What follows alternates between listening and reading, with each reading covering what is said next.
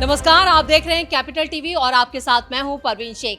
Breaking now में इस वक्त की बड़ी खबर दिल्ली से आ रही है। मुख्यमंत्री अरविंद केजरीवाल को जमानत तो नहीं मिली है, लेकिन उनकी न्यायिक हिरासत बढ़ा दी गई है। तो क्या कुछ है पूरा मामला, इस पर ज्यादा अपडेट के लिए कैपिटल टीवी के एग्जीक्यूटिव एडिटर राजीव कुमार हमारे साथ जुड़ चुके हैं।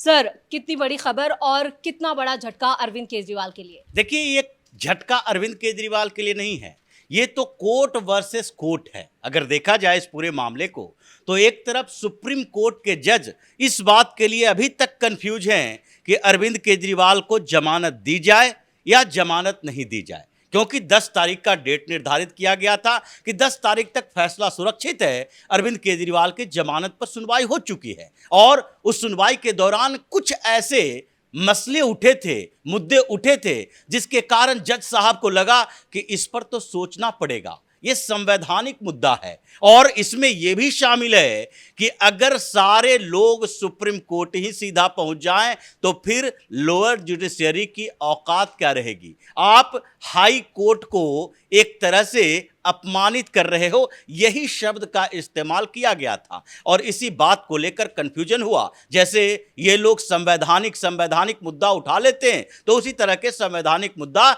एसवी राजू ने उठाया था और अब इस बात की कंफ्यूजन इतनी है कि 10 तारीख गुजर चुका है, 11 तारीख को अभी तक कोई सूचना नहीं मिली है कि सुप्रीम कोर्ट के जज क्या विचार कर रहे हैं अरविंद केजरीवाल के जमानत के ऊपर। लेकिन दूसरी तरफ राउज एवेन्यू कोर्ट में सीबीआई ने हिरासत के लिए बोला और राउज एवेन्यू कोर्ट ने अरविंद केजरीवाल को सीबीआई के मामले में 25 सितंबर तक हिरासत दे दी, यानी लगभग 15 दिन। इसका मतलब है कि अब राउज एवेन्यू कोर्ट को यह लग रहा है कि सुप्रीम कोर्ट कब फैसला दे उससे हमारा लेना देना नहीं है। हमारा क्या काम है? हमारा काम है कि हिरासत में बढ़ाने के लिए जो सबूत सीबीआई ने पेश किए, जो अभी अभी चार्जशीट दायर किया और चार्जशीट में बताया गया कि अरविंद केजरीवाल ने क्या क्या किया है, अरविंद केजरीवाल कैसे डायरेक्ट इस शराब घोटाले में इन्वॉल्व हैं, कैसे 2 गवाह नए तैयार किए गए जो आम आदमी पार्टी के कैंडिडेट थे गोवा के अंदर, और इन दोनों ने कहा कि हमें 17 लाख 25 लाख रुपया सीधे अरविंद केजरीवाल से मिले। हालांकि जमानत तो उसे भी दे दिया गया जिसने इस पूरे मामले में कुरियर का काम किया था, चंद्रप्रीत सिंह।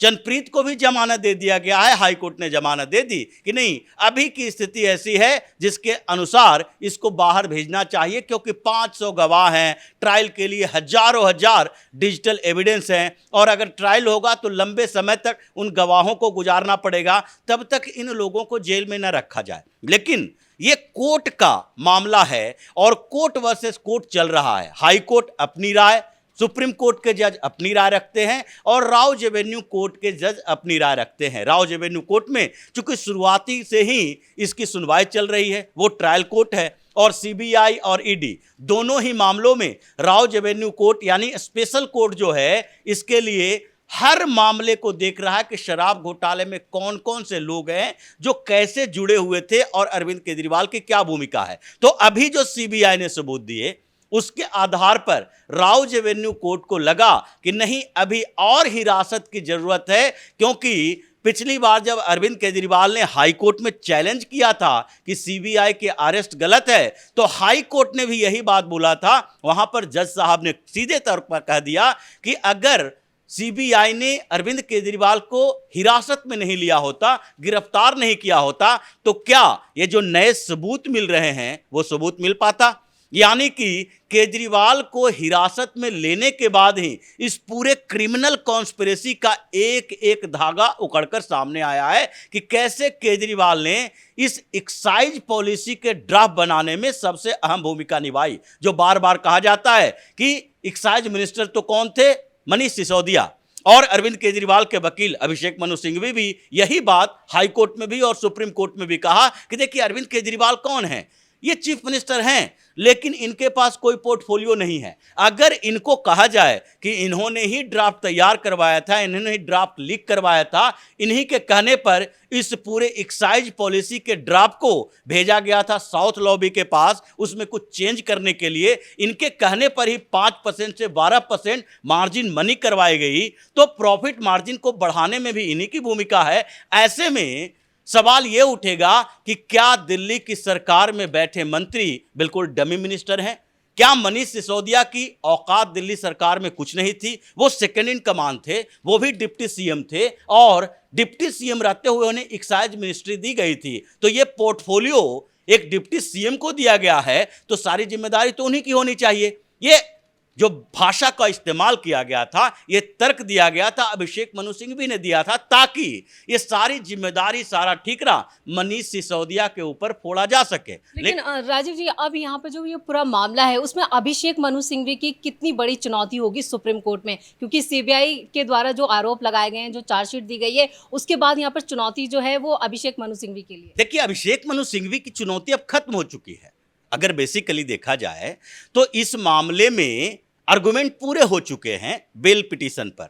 अब तो फैसला को सुरक्षित रखा गया है और सुप्रीम कोर्ट ने यह नहीं कहा कि फिर से आर्गुमेंट इसमें दिया जाएगा, यानी कि दोनों के आर्गुमेंट को सुरक्षित रखा गया। जज साहब उस पर विचार कर रहे हैं कि इस पर हम फैसला जमानत के लिए दें या फिर जमानत न दें तो हम क्या बोलें कि आप ट्रायल कोर्ट से गुजरता हुआ, हाई कोर्ट से गुजरता हुआ सुप्रीम कोर्ट में आए। ये दो ही मसला है, क्योंकि जमानत देने में सुप्रीम कोर्ट के जजों को 2 मिनट नहीं लगेगा। उन्होंने पहले भी मनीष सिसोदिया को जमानत दे रखी है, और निचली अदालत में देखा जाए, सुप्रीम कोर्ट से नीचे अगर हाई कोर्ट को देखें तो हाई कोर्ट ने पिछले दिनों जमानत दी और विजय नायर को सुप्रीम कोर्ट से जमानत मिली। ये जमानत में सबूतों का कोई लेना देना नहीं है, क्योंकि सबूत को तो इन लोगों ने पहले ही इग्नोर कर दिया कि सबूत के आधार पर जेल में नहीं रखा जाएगा। सुप्रीम कोर्ट का कहना है कि ये जेल जो है अपवाद है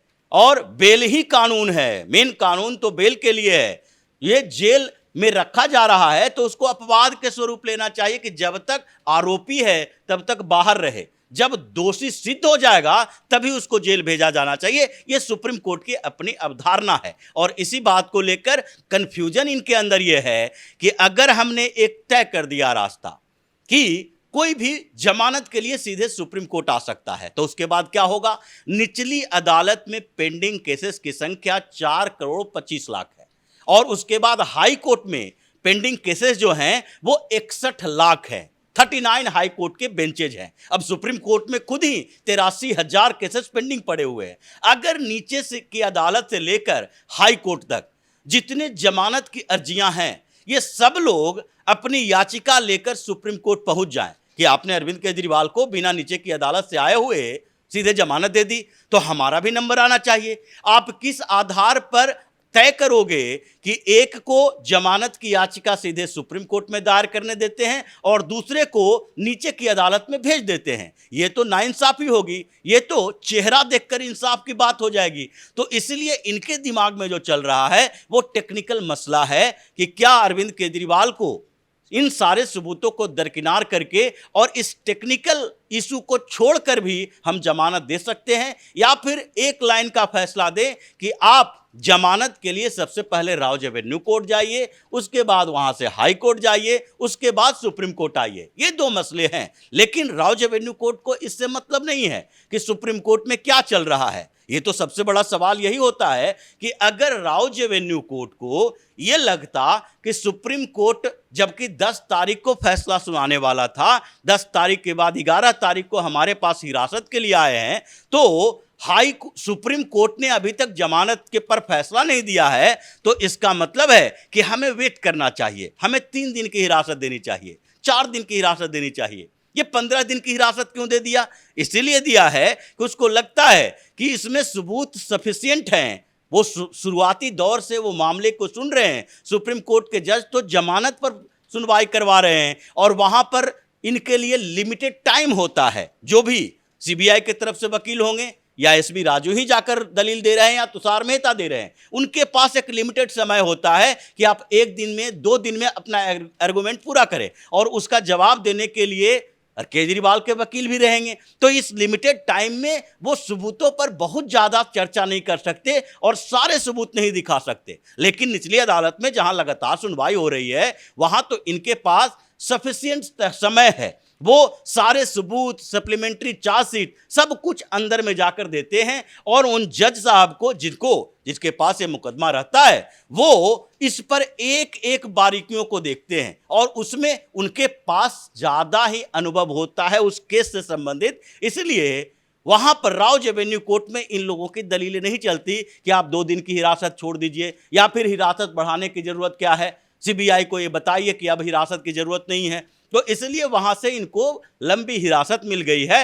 अब समस्या ये हो गई है, इस हिरासत के बाद सुप्रीम कोर्ट के जज भी ये सोचेंगे कि एविडेंस तो इसके खिलाफ है और उस एविडेंस के आधार पर हमें ये सोचना चाहिए कि जिस कोर्ट में सुनवाई चल रही है उसी कोर्ट में क्यों न जमानत के लिए इन्हें भेज दिया जाए। और दूसरी तरफ यहां पर जो हंगामा चल रहा है, आतिशी मरलेना भी कह रही है कि देखिए भाई अब दिल्ली में तो राष्ट्रपति शासन लगाने की गुहार लगाई जा रही है। तो केजरीवाल एक के बाद एक इन्हीं समस्याओं से घिरा हुआ है। समझ नहीं आ रहा कि अगर जमानत मिली, इतनी शर्तें लग गई तो भी सरकार में हम सीएम की कुर्सी पर बैठ पाएंगे या नहीं, सेक्रेटेरिएट जा पाएंगे नहीं। और इसी समस्या से ये आतिशी मरलेना, यहाँ पर जितने लोग हैं कैबिनेट में इनके वो परेशान हैं, चाहे सौरभ भारद्वाज ही क्यों ना, उनके भी मिनिस्ट्री में काम नहीं हो रहे। तो समस्याएं इन लोगों ने पैदा कर ली है और आगे इन्हीं समस्याओं से ये जूझते रहेंगे जब तक कि चुनाव से पहले इनकी सरकार को बर्खास्त नहीं कर दिया जाता है।